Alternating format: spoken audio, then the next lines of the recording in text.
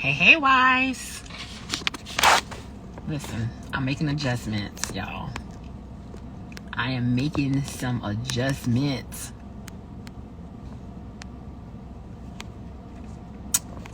As y'all can see, I'm outside in the car.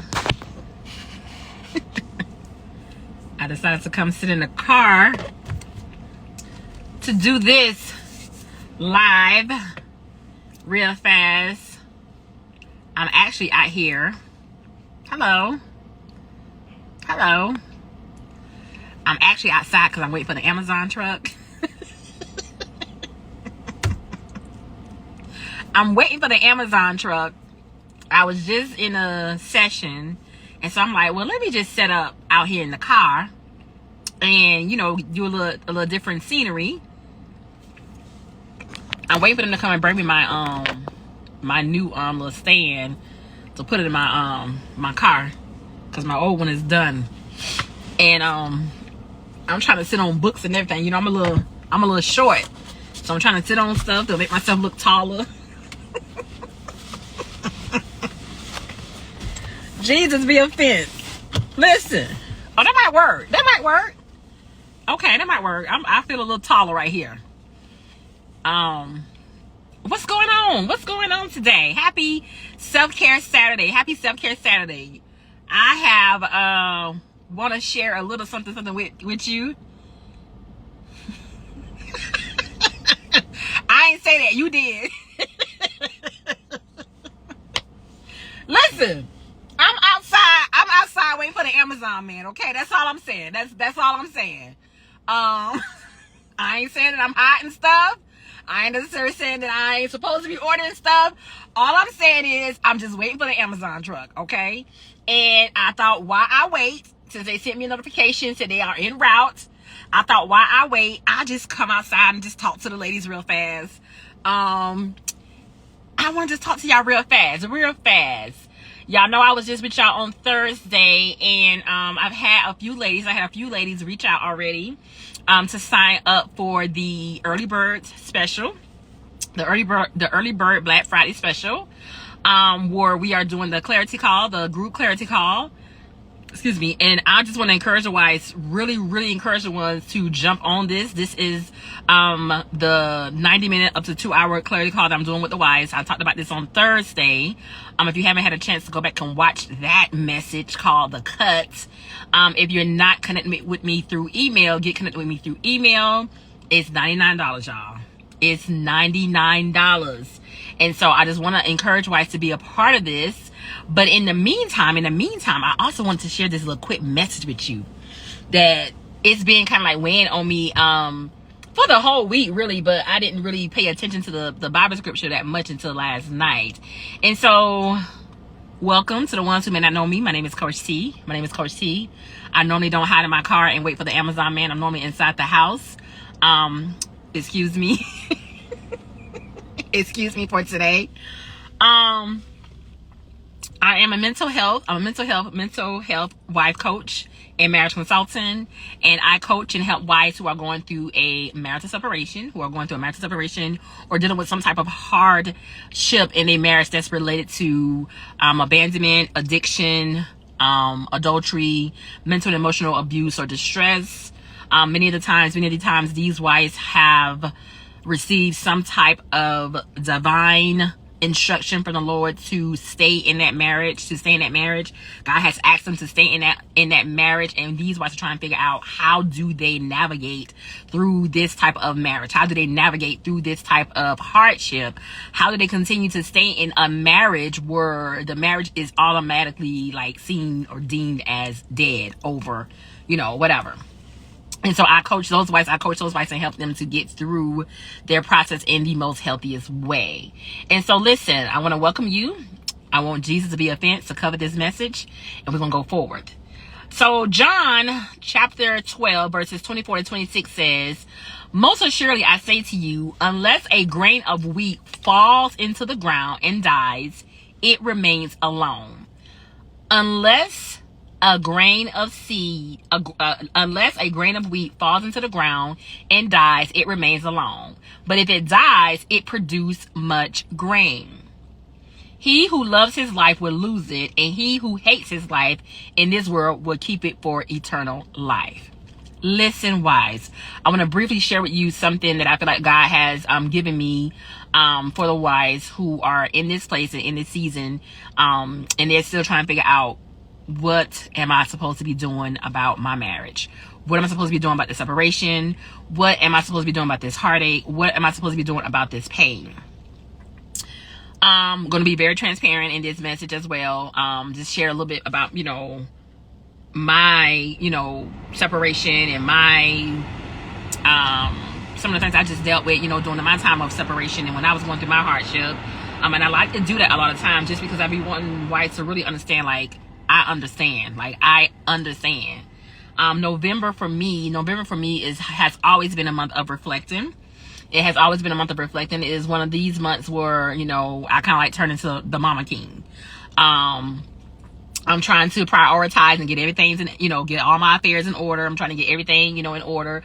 Concerning my household, concerning my business, especially my business. Over a few years, I've learned, like, there are certain seasons in business where, when you're supposed to be, when you're going to be down, when you're going to be up. And so I just try to, make sure I get everything in order. Try to get my household in order, get, household, things in order. It is a month where I kind of start wrapping up. I start wrapping up for the year, preparing to shut down so I can prioritize myself and rest. But I can also remember in time passing that November was a very challenging month for me during my years of separation. November was a very, very challenging month during my years of separation, during my years of loss. November has always been that month that was hard for me during my time of separation. I was dreading that month because I dreaded the time change. Y'all know I like to be outside. I like the daytime. And so with the time being, changing over, I'm gonna get dark early. It was very depressing for many, many years. November has been very depressing for me. And so it's a month that now I can look at and see exactly what God has brought me and how far I have come. Just with, like I said, the things that I have dealt with. It was very, very hard, very, very difficult. It was also a triggering month for me because, again, November being the holiday season, Thanksgiving is one of the holidays that me and my husband and my family, was our favorite. Is when we got a chance to come together, cook, celebrate. We really, really real chill people, so we ain't a whole lot of company. And so we was just kind of we knew that was gonna be our time as a family. That was our time. And so when we were separating, going through our separation, that was very triggering. That was very hard. But thank God I did have family where I was able to go and be around family and was able to, get the support and love from them during that time. So that part was actually really well. Hello. That time was actually really well as well. And so, it just brought back a moment where I felt, that God wanted me to kind of just go into a little bit of detail about what I went through during those years, and just really share and just kind of encourage wives to, just to keep going. All right. Just to keep going. Don't allow what's happening right now in your marriage. Don't allow what's taking place in your marriage to stop you or hinder you from this journey. So let me see.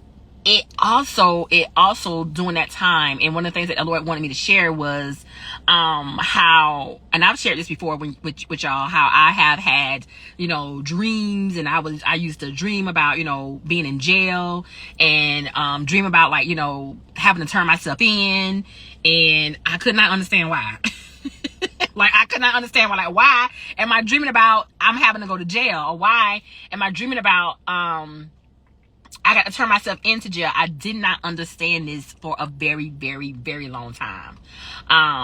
Y'all know my story. I've shared on numerous occasions that I was persecuted for being a wife.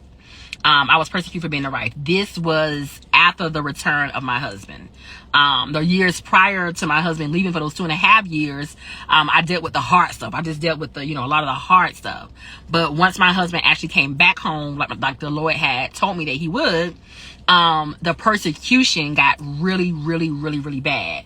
And that's why I see myself differently on my journey. And that's why I really, really started to understand the cross, and I really, really understand like what Jesus did for us.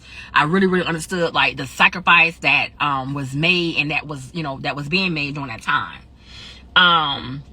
So I was persecuted. I was persecuted for being a wife, and it was in my spirit, like I said today, for me to share and speak to you about that stuck place that a lot of times wives are in when they're dealing with the husband living on the inside of the house.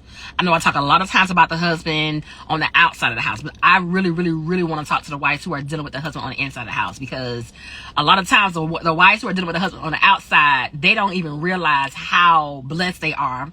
They don't even realize how, the turmoil that these wives are dealing with the husbands living in the home is pure hell. Okay, it's pure hell. And wives whose husbands are not in the home, this is one of the reasons why I emphasize why it's so important for you to go ahead and get your healing, get your healing. Go ahead and take care of yourself. Go ahead and do the necessary things that you have to do. Go ahead and, follow pursuit with what the Lord is telling you to do. Go ahead and become a student. Go ahead and do those things that God is asking of you. Hello. Go ahead and get the instructions from the Lord and prepare yourself, especially if the Lord has told you that your husband is coming back home. Right? Especially if the Lord has told you that your husband is coming back home. Wives don't understand who are living in the home with outside of the husband.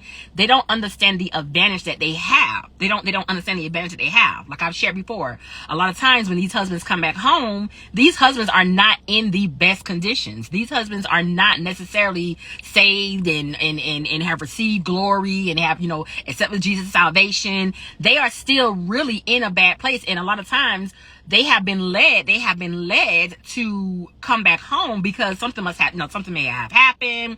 They didn't have a choice. They may have gotten ill, something, right? And so wives, you do have an advantage when you are in a marital season of separation and your husband is outside of the home. There is an advantage there for you.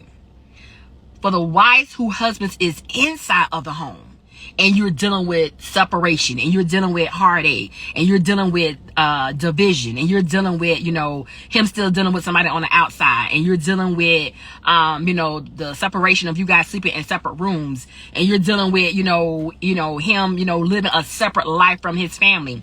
You have to understand, these wives are living in hell. Okay? These wives are living in hell. And so many of these wives are sleeping in the same bed with their husbands. They share the same room or the same space with their husbands. These spouses are even sometimes sleeping in another room or in another place of the house. And these wives are dealing with the yo-yo, the up-down effect of this spouse. Because it's like, well, if we are all here together, then we should be doing life together. If we are all here together, then we should be doing family together. If we're all here together, then let's be here together. But one of the hardest things that wives can go through is when you are in the home with your husband and he's making a decision to do life outside of you. He's making a decision to do life separate from you and the children. That's a hard place to be in. Okay. One day things can seem like it's normal, like before, and then the next day it can seem like, your husband's being distant and cold. One day y'all going about y'all day, y'all, hanging out, y'all having sex, y'all going outside, y'all doing dates, he's laughing, he's joking around with the kids, everything is whoop-de-whoop, and then the next day is like he on the phone talking to the other woman, and you like, wait, what had happened? What's going on? You're praying to God about what to do. And in between the up, down cycles, God sustains you. God will sustain you, but it's not enough. Right? It's not enough. And so, on the inside, deep down that something is missing. Right? Something is missing. Something is off. Something is different. And so you keep praying. You keep praying and you keep talking to God. You keep praying and you keep asking God for answers. You keep praying and you keep on looking for different answers or different results, hoping for a different answer or hoping for a different response this time. But yet nothing changes, right? Nothing changes. And God, he will sustain you. He will sustain you in between those moments. He will, continue to give you the grace that you need in between those moments. But you still know that something is off. You still know that something is missing. You still know that something is not right. And you're trying to figure out, what is this? You try to ignore it. You try to push through, like as a wife, like, okay, I'm going to just keep going. A lot of times when, if you and that husband was going through something prior to that husband leaving and then God brings him back home, you're thinking like, okay, well, I don't want to push him back out there. I don't want to make things worse. God did, promise me that my husband was coming back home. Now he's back home. I don't want to mess this up. So you're still trying to push through it, and you're still trying to, like just get through it. And you're still trying to understand. You're still trying to church it out. You're trying to pray it out. You're trying to feel it out. You're trying to cry it out. You're trying to sex it out. You're trying to talk it out. You're trying to do all these things, and nothing is working. Nothing is working. Nothing is changing. Nothing is happening. It's still off. Things are still up, down. He's still acting like he acting. He's still in his feelings. He's still on his phone. He's still, divided. He still is taking his love and his affection to somebody else. Ask me why nothing has changed. Ask me why you are still dealing with these up, down, yo-yo emotions. Ask me why you are still in this place. Ask me why you God is only sustaining you and you are barely getting through, and you're trying to understand what's going on, but you see something that's off and see something that's wrong, but yet and still you don't want to mess nothing up. Ask me why is this the case? Nothing changes because you are expecting God to change your husband. You are expecting God to change your circumstances. You are expecting God to change your marriage injury. But you are not expecting God to change you. So because you're not expecting God to change you, nothing else is happening. God is only giving you what you're expecting. You're expecting God change my husband. God fix my marriage. God change the situation. God, you gotta do something about him. God, do something to this man. He's acting like this. Talk to him, God. Do this, do that. But you're not considering that it's a possibility that maybe you are the one who need to be changed. Maybe you are the one who need the changes, right? Wives have to completely learn how to die to their expectations of what they want to happen in their unhealthy marriage. They have to completely die to their expectations of what they are expecting God to do, or what they think it's supposed to look like, or what they think it ought to be. They have to forfeit their entire plan of what their view is, of what their vision is, of what they think it's supposed to be. They have to forfeit that entire plan and see things based off of how God sees them, and see things and do things the way God desires for it to be done, right? And so what I get from that when I share those types of things with wives in my sessions is like, why would I want to put myself through something like that? If I'm going to deal with that type of frustration, if I'm going to deal with that type of burden, if I'm going to deal with that type of weight, then why continue on in a marriage like this? Why continue to stay in a marriage like this? Why continue to just go forth in a marriage like this? If I gotta be in that type of place, how do you stay in a home with a person and live a separate life? Why will we continue even separate ourselves and live this separate life here when we can just go our own separate ways and just start life over, right? But many times what God is trying to do is use that time to train the wife.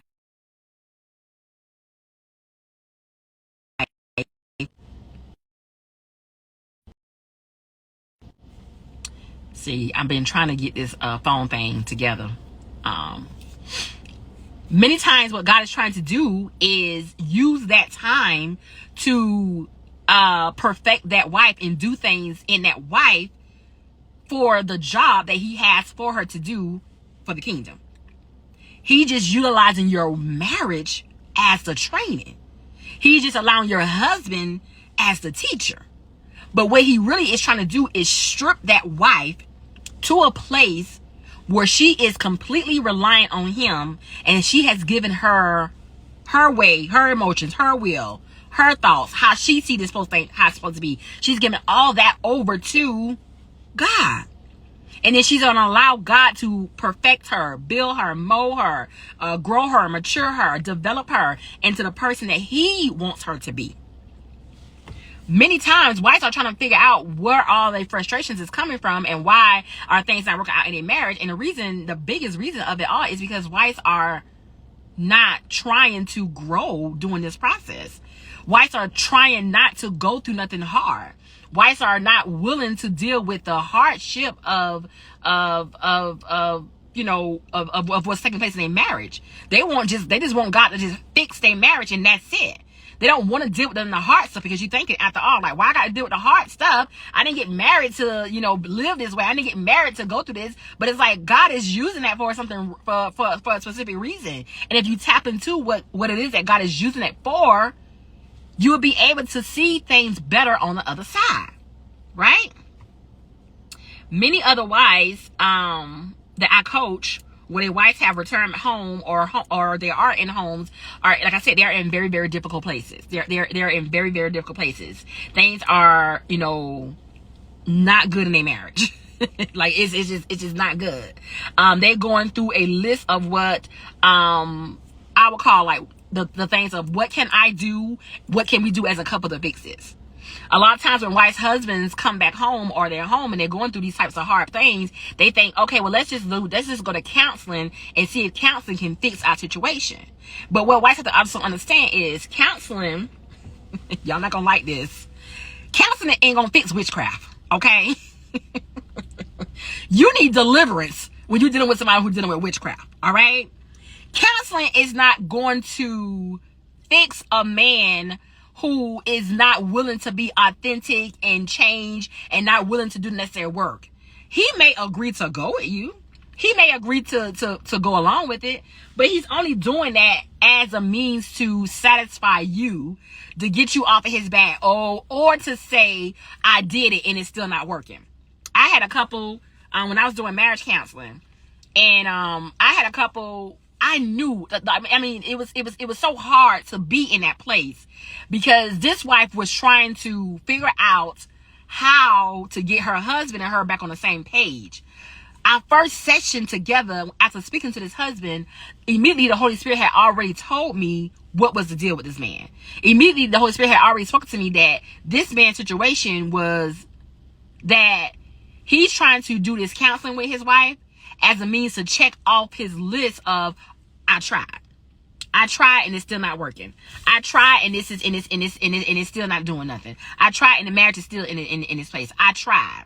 And so this whole time, this wife is thinking that, her husband is really here and he's focused and he was willing to pay the price and the fee and all those things. But it's like, it's a waste of time, because he was not there to fix the marriage. He was there to use this as a check off list to say, I did it, but nothing was changing in him. He was not willing to do the necessary changes.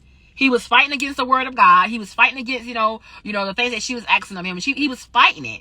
But the only reason he was willing to do these things is because she had access of him as a means to, okay, I did this, I tried, it's not working type of thing, right? Hello. I did this, I tried, and it's not working. These wives are going through a list of what can I do? What can we do? How can we fix this broken marriage? How can we fix this unhealthy place that we're in? How can we get out of this space? All right.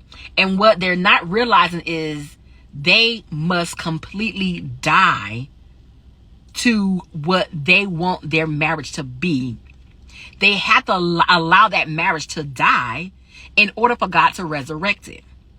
And a lot of times, especially when you were in the home with that spouse, God is not asking you necessarily to divorce that husband for that marriage to die.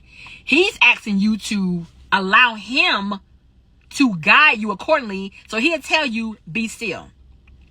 Don't divorce your husband. Be still. Restoration is your portion. Be still. I'm going to heal and deliver your husband. Be still. I'm going to bring this marriage back together. But when wives hear that, they automatically assume and think that, okay, God's telling me not to divorce my husband. God's telling me that restoration is my portion. God's telling me that my husband's going to be delivered. But they're not taking into consideration the process of that. They're not taking into consideration what has to happen and what has to go through in order for them to get to that place. They hear be still, but they're not understanding that you still have to allow this marriage to die. This marriage does still have to go through its necessary process.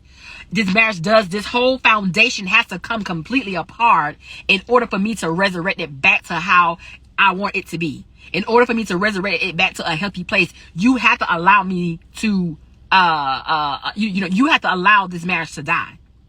And many times wives are fighting that process. They don't want the marriage to die. So they're trying to do all these things to maintain it. Let's go to counseling. Let's keep having sex. Let's keep hanging out. Let's keep going to places. Let's keep doing things as a family. They're forcing things to happen or doing things that, that they used to do. And they're trying to figure out, why is nothing working? Why has nothing changed? Right? These wives are unwilling to give up sex, intimacy, outings, celebrations. They're unwilling to give up the little attention that their husbands are giving them. They're unwilling to bear, basically to bear their cross. They're unwilling to do that. They will accept the minimum treatment just to say, I got my husband back. They would accept the minimum treatment just to say, he's my husband, we still here, that's my husband. They would accept the bare minimum just because, what does it look like me being a married woman and I can't have sex with my husband? What does it look like me being a married woman and my husband laying in the bed with me and we can't even have a conversation? What does it look like me and my husband being in the same house with each other and me and him can't even communicate? What does it look like? Then if I'm going to be in that situation, then I might as well just divorce my husband. But God didn't tell you to divorce your husband. God told you to be still. And so when wives say stuff like, well, God is telling me to be still, God is telling me to be still, it's almost like they think that God is telling them to be still so that they can do something next. When really God is telling you to be still so the marriage can die. He needs the marriage to die in order for him to resurrect it. He needs you to be still and stop trying to do all these things to fix it and try to figure it out in order for the marriage to die. Let me cut my car off. He needs the marriage to die. And so many wives are trying to keep the husband and the marriage together. Oh, the holiday season is coming. I don't want the kids to be away from their father during the holiday season. No, I don't want my kids to, to see me and their father sleeping in separate rooms. Or I don't want the kids to think nothing. Or, I don't want us to be apart from each other. We supposed to be, it's a holiday season. So I want to keep having sex with him and I want to still be this way. And I understand it. I totally understand it. I totally understand it. But you have to understand too, nothing happens or changes until you make a decision for that marriage to die. Again, I'm speaking to the wives who are living inside of the home with the husbands. I'm not talking about the wives who are necessarily their husbands on the outside. I'm speaking to the wives who are actually in the home, in the room, in the bed, across the hall, husbands upstairs, husbands downstairs, or whatever in the home, and they are living this divided life. I'm talking to that wife. These wives are willing to accept the bare minimum treatment, the bare minimum affection, the bare minimum of, what a marriage should be. They're willing to accept the bare minimum just to say, I'm here with my husband. Just to say that I'm here at this place. But wives don't understand that puts weight and trouble on your heart. That puts weight and trouble on your heart. It builds up resentment and anger in you. And then you all of a sudden start to look at your husband a different way. Now you looking at God sideways. God, what's up with this? God, you told me that you was going to restore this marriage. God, what's up with this? You told me to be still. God, what's up with this? You ain't keeping your promises, God. You ain't keeping your word, God. What's up with this? You told me not to divorce my husband, but what's going on with this? He don't even want to touch me. He don't even want to talk to me. We can't even be in the same room. We can't even go places together. What's up with this? And God said, I need you to let that marriage die. I need you to let that marriage die. I need you to be okay with that marriage dying. Because it's not until you allow that marriage to die am I able to do anything. Even with your husband being right there in the home with you. Even with your husband being right there in the bed with you. Even with your husband being right across the hall from you. I need you to let that marriage die. This causes the wife to question herself and causes her to think, oh, maybe I ain't supposed to be doing this. maybe this marital restoration thing is not for me. I ain't supposed to be doing this, because surely God don't want me to just be sitting up in this house with this man and we live in a divided life and we ain't talking and he's still going outside and he's still doing what he's doing and he's still, living his life, and I'm supposed to just sit here and just be okay with this? No, this ain't it. This ain't it. And so a lot of wives are questioning themselves and they like, I don't want to do this. This is why they 1 foot in, 1 foot out. I don't want to do this. I don't want to keep on being 1 foot in, 1 foot out. They're unwilling to allow the marriage to die. Right? But a lot of wives also chooses to do things in their own strength. So then they're in this scuffle, they're in this fight. Go back and read the story of Jacob when Jacob fought, God all night. So now they're in this scuffle back and forth with God, trying to do it their way, trying to make this marriage be something that is not. The marriage is dead.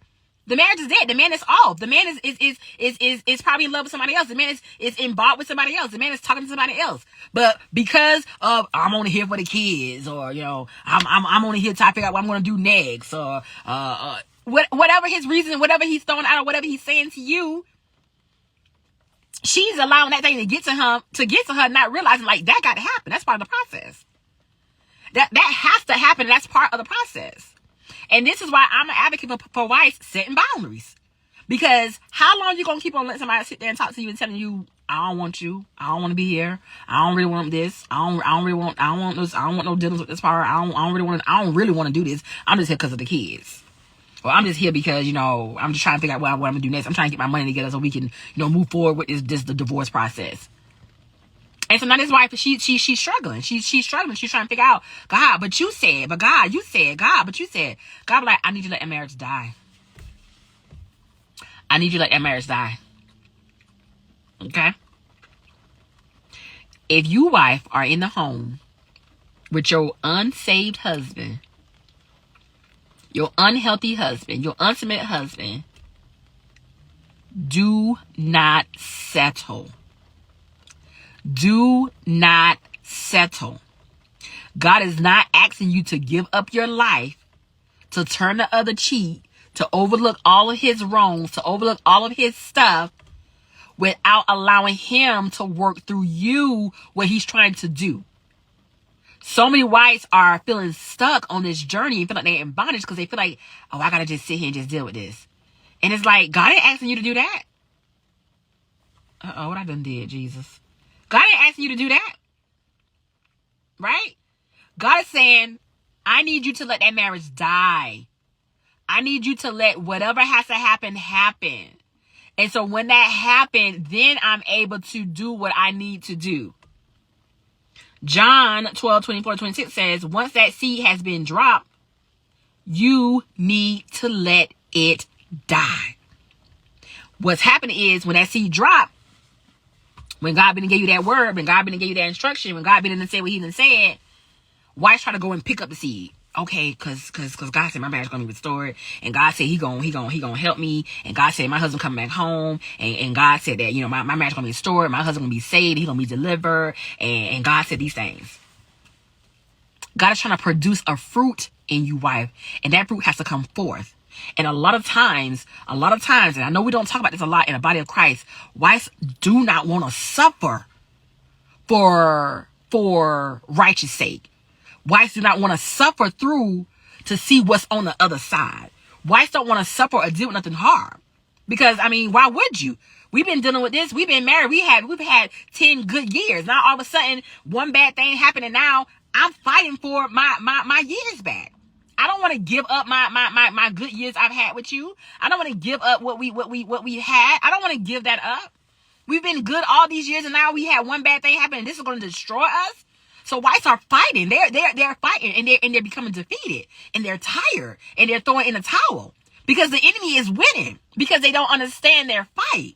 They don't understand what they're up against. They don't understand the spiritual battle that they're fighting. They don't understand what God is explaining and saying to them. They don't understand that part.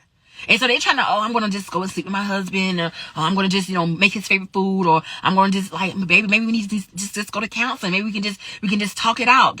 Like, maybe we just need to just, maybe we need to go to counseling and just talk to somebody. Like, maybe somebody can help us. We get to pastor somebody to help us, because there's no way we've been married for all these years and you're going to just let this marriage just go down the drain. There's no way we've been married all this time and I'm going to just let another woman just come and take my husband.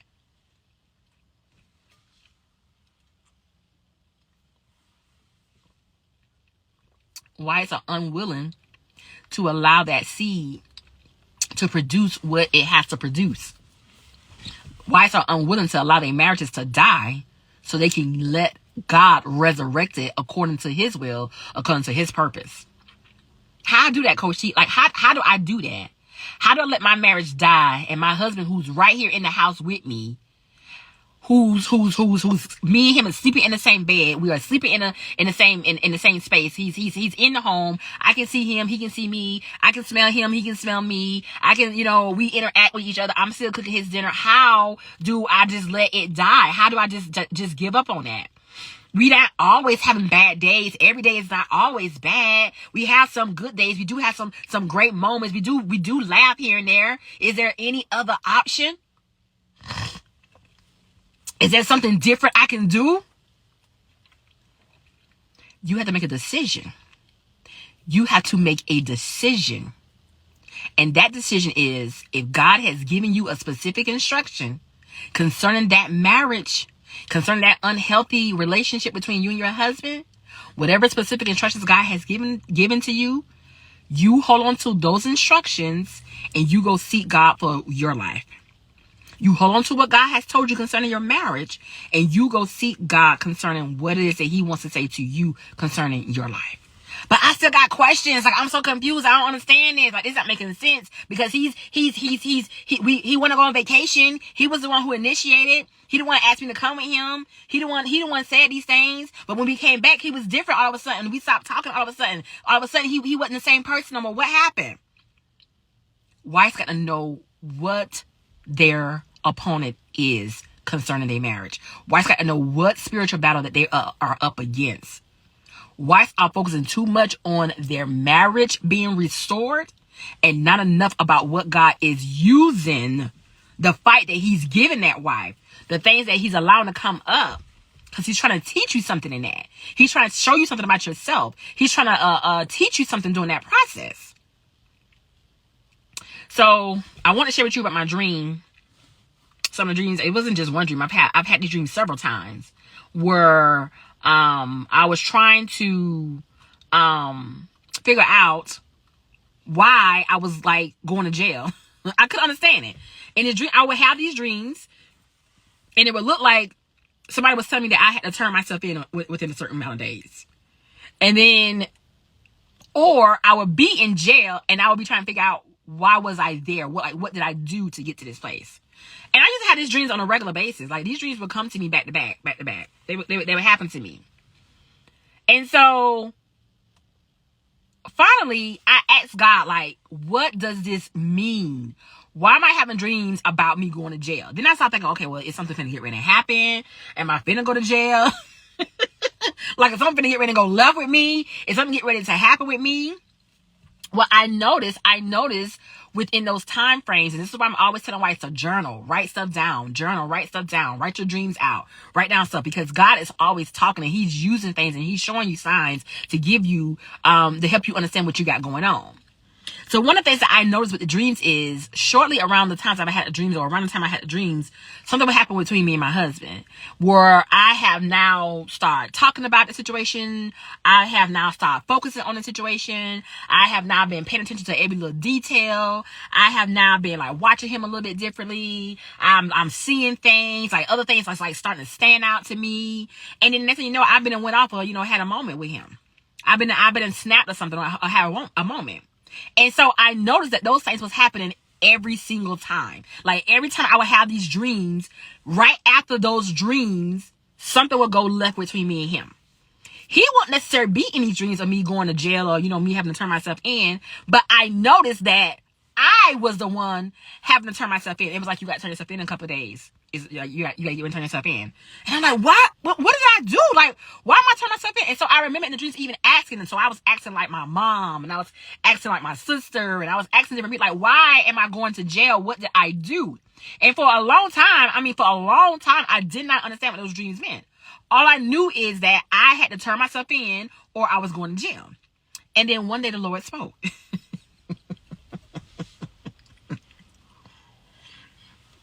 One day the Lord spoke.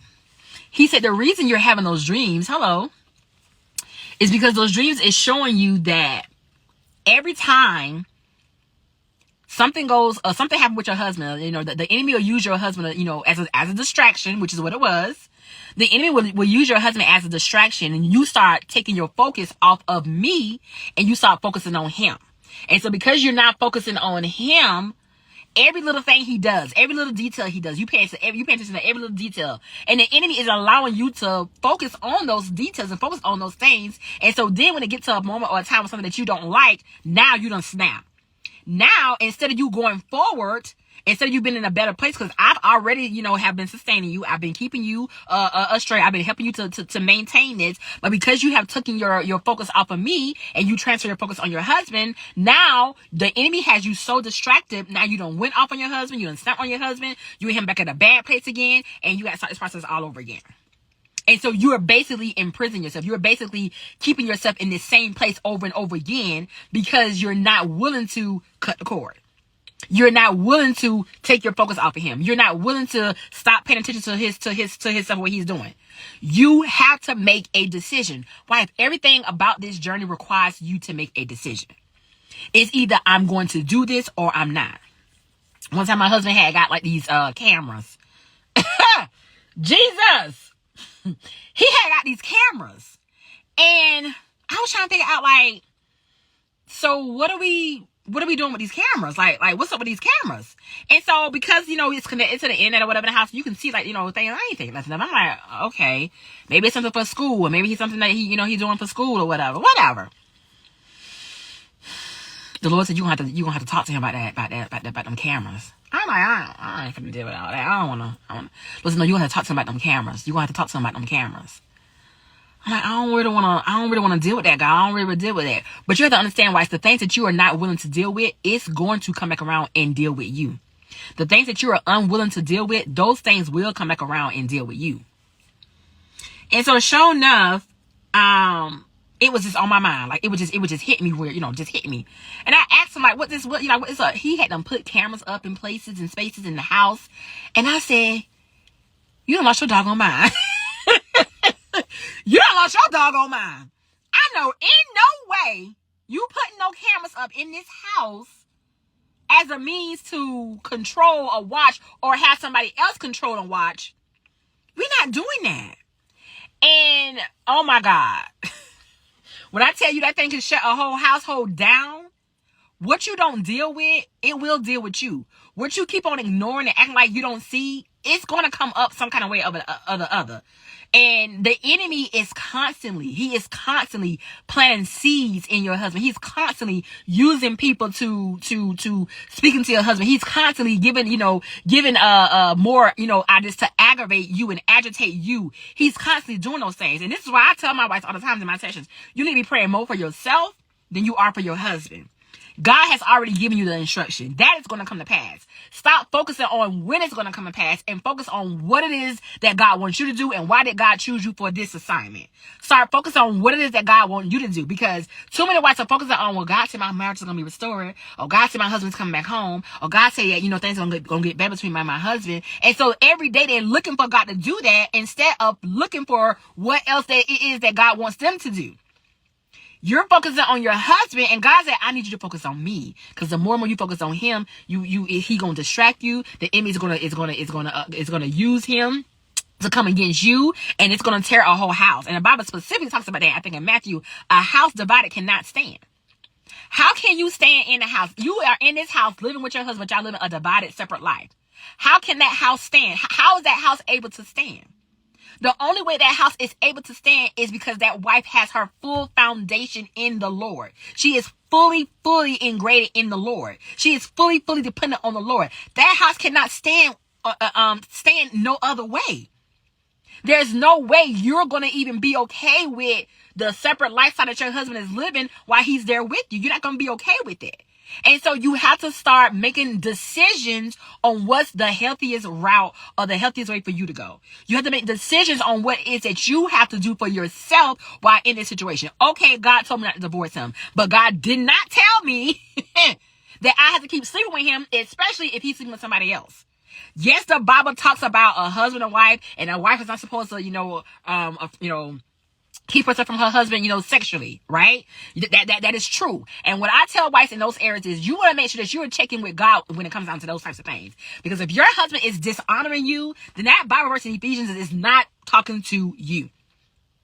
That Bible verse in Ephesians is not referring to you. So many wives are using Ephesians, and the Ephesians Bible verse about, we're not supposed to, we're supposed to sustain sex. We're supposed to be our husbands and I'm supposed to keep having sex with him. And it's like, if you are being dishonored, why are you having sex with your husband and he's dishonoring you?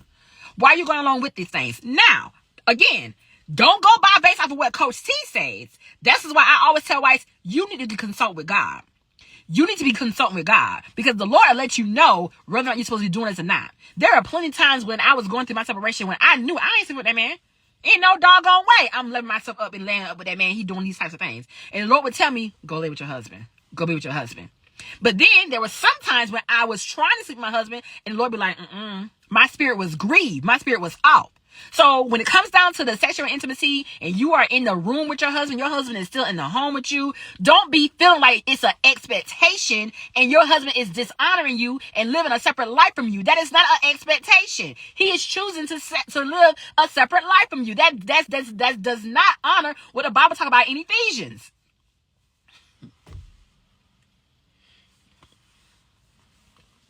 I got to sip my coffee in between because I'm just like, some of these stories I be hearing, well, I got to keep sleeping with him because if I don't sleep with him, he going to, baby, if that man want to sleep with somebody on the outside, he going to sleep with that person on the outside, he going to sleep with you and whoever else who will let them sleep with him. That man's going to do what he want to do regardless. Wives have to set boundaries for themselves.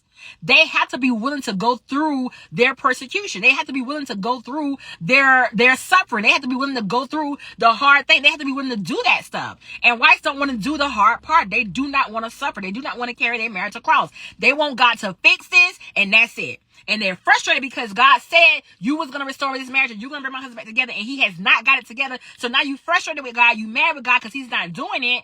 And God is like, I'm trying to do it, but you got to let the marriage die first. I can't do it and you still trying to make the marriage be what you want to be. I can't do it and you still trying to do what you want to do in this marriage. I can't do it. In order for me to do what I need to do, you have to allow this marriage to die and let me and you get together. Let me and you focus. I need to focus and work on you. I need to do some things in you. So I had a wife session recently who that wife is in the home with her husband and she's dealing with that stuff. She's dealing with that stuff. The thing about it, sometimes her and her husband, they sleep in the same bed and they still are not intimate, right? They're still are not intimate. And so she's like frustrated because she's like, he don't want me, or, is something wrong with me? Am I this? Am I that? Or whatever. And it's like, you don't know why God is allowing that. Because if you're praying to God and you asking God to bring you and your husband together and you asking God to, have y'all, come back to that place and it's not happening, God is probably protecting you from something. You don't know what it is right now. He's probably trying to protect you from something, or he's probably trying to teach you something. And so wives feel like because you laying next to your man, and I get it. I totally get it. Like, all this meat laying next to me, sir. I just tell my husband, you go over there, okay? You go over there. Listen, okay? You go over there, cause the way I'm feeling right now, and I'm tempted.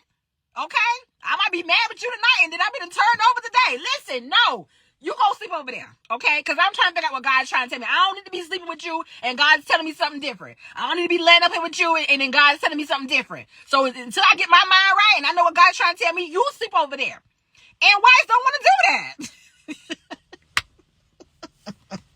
Wives don't want to do that. They feel like, I gotta sleep with my husband. He's my husband. Baby, if that man is in that bed and that meat is bothering you, then you need to tell him to transfer. Like, you go over there, or you sleep on the sofa, or let him sleep in the bed and you go sleep on the sofa. You go sleep over there. Let him know. Listen, I don't feel comfortable like this. Like, my body desires you. I desire to be with you in this way. But things between me and you are not right. And because things between me and you are not right, I don't want to keep on sleeping with you. And that's an attachment. When you are intimate with your spouse, and you enter with your husband, y'all coming, y'all together, y'all one. That's a soul tie. So it's hard for you to detach from that thing. It's a very, very hard thing to do.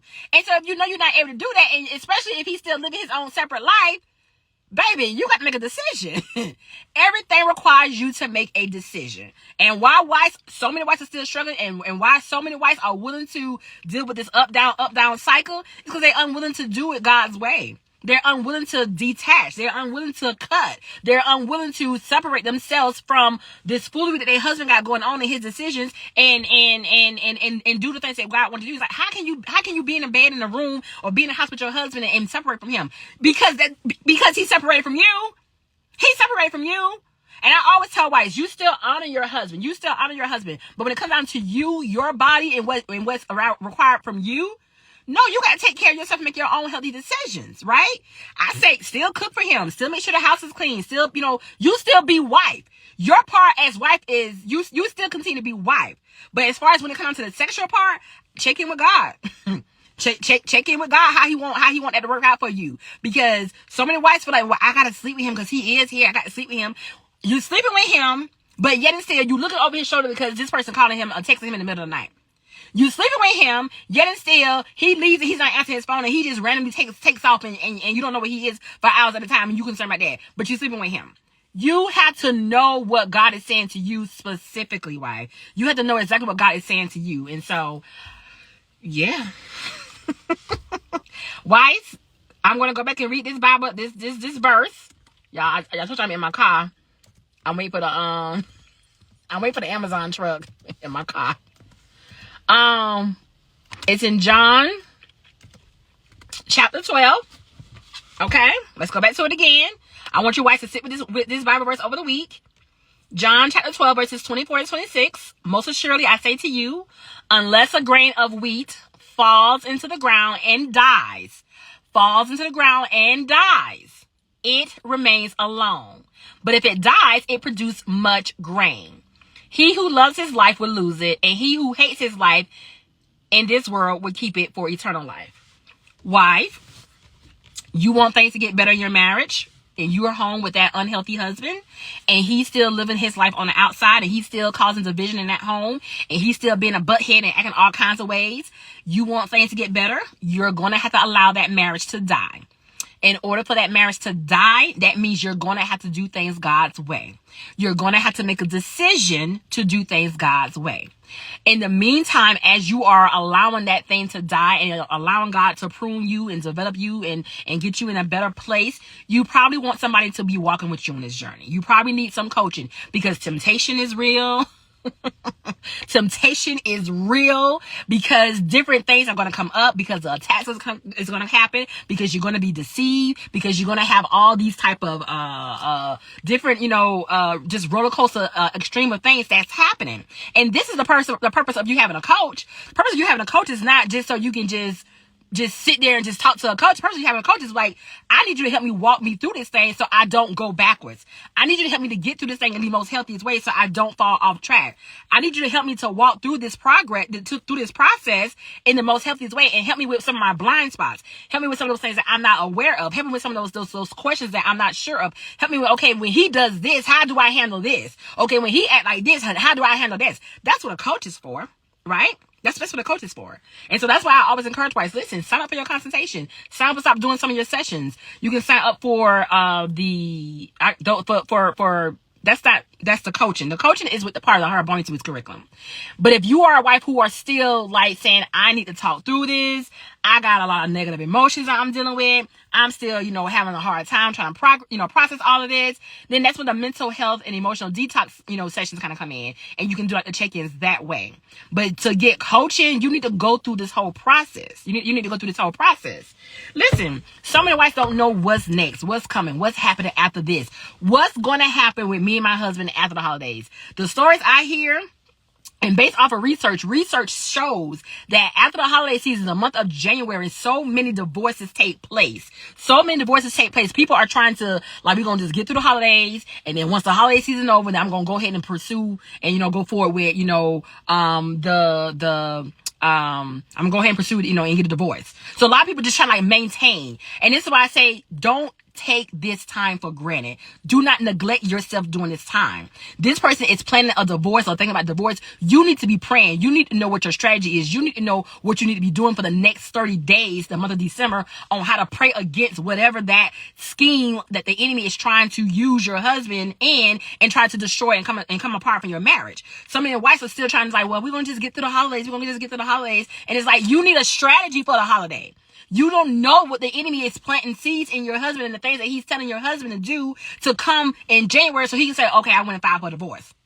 You need a strategy, right? You need a strategy. And so this is why I feel like the Lord gave me that, Black Friday early bird special for the wives, especially for the ones who have never, worked with me, and for the ones who like saying like, I still have questions. Like I still want to, you need to get this 30-day strategy. The clarity call, it's a 2-hour call. It comes with a mini training, and you get a 30-day strategy.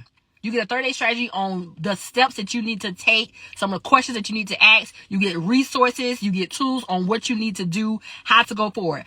The things that I'm giving you is a lot of times what I'm giving the wives when they sign up for a consultation. I'm giving you a 30-day strategy for $99. I'm giving you a mini training for $99. I'm allowing you to ask as many questions that you want to ask up to. You can ask some questions. We want to see how many people we have so we can make sure that everybody get their questions asked. But you get all these things for $99. And so I say that to say, a lot of times wives be saying, oh, I'm ready for change and I want healing. I want things to get better. And I'm like, if you can't pay $99 to invest in your healing, if you can't pay $99 to get the necessary steps that you need, if you can't pay $99 to, see what it is that God is telling you to do next, then you're not taking this journey serious. You wasting your time. Right? You're literally wasting your time. You have to make a decision on what is next. What is it that you want, God to do in your life moving forward? And how do you want to move forward on this journey? A lot of wives are trying to do this on their own. And I'm telling you, I had my coach for 7+ years. Okay? Coach T. I only recommend wives work with me up to 1 year, 1 to 2 years, 2 years at the max. But me, the way I was set up, the way my mind was, the way I was thinking, the way I was seeing things, I had my coach for 7 years. Because I had questions, I had concerns, things were still happening. Even after things got better for us, for me and my husband, I still had questions and concerns. Stuff was still coming up. I was still trying to figure out this thing. Because it's going to keep happening. It's going to happen. Unless that man makes a complete decision to give his life over to Jesus and surrender his life and completely give his life over to Jesus, you're going to be dealing with some stuff. And so you need somebody to help you on that journey, right? What is this stuff flying? Am I seeing it? It's on the phone. You're going to need some help with that, right? You're going to need some help with that. And so I want to give wives an opportunity before they cross over into this new year, before the enemy tries to get into your husband's head and play mind games. Oh, we're going to divorce in January. We're going to just get through the holiday. Let's just get through the holiday season. I used to hear that a lot of times with wives. They want to just get through the holiday season and then we're going to see what's going to happen in January. No, you need a strategy before January 1st. You need a strategy. You need to go after God before January 1st. You need to start praying and fasting now. That's the thing. Everybody, all these wives are trying to get back to this happy ever after. Oh, we just going to do the holidays. It's Christmas time. We're going to do family time. You need to be praying. You need to have a strategy. You need to know what God is telling you to do. Okay? And so this is a call. All right? This is a call that I'm offering. Like I said, it's the early bird Black Friday special that I'm offering. It's good up until November the 17th. for the early bird special. Like I said, it's $99. It's not 90 up, no more than 2 hours. I'm trying to get off that call within 2 hours. And it's only $99. I also even said for some of the wives that I work with, who have already worked with me and, had consultations already, you are welcome. You are welcome. We just won't talk about your specific stuff in depth. You can ask general questions like everyone else, but we won't talk about your specific situation or your specific, what we talk about in your sessions personally. We won't talk about those things, but you are welcome. You are welcome to join the call. That's it. That's all I have. I just want to come on and share that part. Why you stuck? Why you in the same place? Why things are still, happening for you the way they happening? Because you're not willing to let go. You're not willing to let your marriage die. You're not willing to let that seed fall into the ground and die. Okay, you're not willing to do that. Take advantage of this Black Friday special. Take advantage of this Black Friday special, especially for the ones who have always want to work with me. Coach T, I can't afford that. Coach T, I can't afford that. Coach T, I can't afford that. This is an opportunity for you to take advantage of this, for this special. Like I said, it's a mini training. You get your 30-day strategy. You get resources. You are able to hear other wives and, get, they have questions. You can hear, their stuff. And a lot of times when you in spaces like this, I just allow the Holy Spirit to move, because like the room can just move based off of that. And so come and be a part of it. Just come and be a part of it. It's $99 plus your $10 transaction fee. Okay. So it's $109. The most you would spend is $109 for a 2-hour clarity call. And it would be, we're looking at 2 days that we're considering, November the 25th or December the 2nd. I tell a wife, be available for both, because we're going to go with whoever, the majority of which wives, sign up for. And so, yeah, you can do that today at www.marriagechroniclesbytanika.com. I'm going to share the link. Once you click the link and secure your session, secure your slot, I'll send you over an email, but give you like the next steps and the next things that you do. I'm going to send you over an email for you to send me some questions and just ask a few questions that I asked you. And then the Zoom link will be sent to you on the day of our call, 30 minutes prior to it. Okay. And so that's it, y'all. That's it. Happy Self-Care Saturday. Happy Self-Care Saturday. Let me know if you have any questions. You can always DM me, and y'all enjoy the rest of y'all weekend. All right. Blessings.